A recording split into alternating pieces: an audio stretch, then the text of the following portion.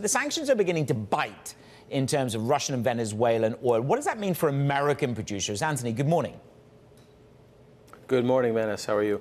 Yeah, we're seeing that situation mainly on the Indian market, for example, where buyers there have stopped taking some of those Russian barrels that have been on vessels that potentially have been sanctioned by the U.S. or singled out. And so that's an issue for the buyers there, as they are hesitant to take into some of those cargoes. And the possibility of renewed sanctions on Venezuela has also stopped some of those producers from taking some of those barrels. And so that's pulling in West African and U.S. crude into India. And we're seeing a lot of that additional demand for U.S. crude from some of these buyers who are hesitant to take barrels that might give them problems because of additional scrutiny by the U.S., by the U.S. Treasury, possible issues with the vessels. So we're seeing a lot of those concerns around. And of course, the U.S. production just keeps going up and up.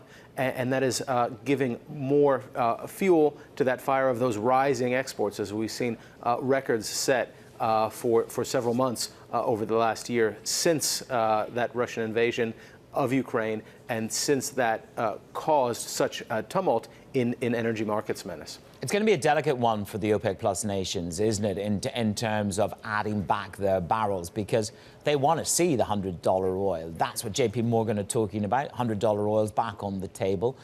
How delicate a balance is it for OPEC Plus at the moment? They have extended their cuts through to June. Yeah, we're in for it throughout the rest of this year as we watch OPEC look at that market, gauge when they can come back in. What we're seeing now is that monthly gain oil, as you said, holding some of those gains from a stronger quarter. And what we were seeing there is that tightening in the market by OPEC as they keep some of those barrels off.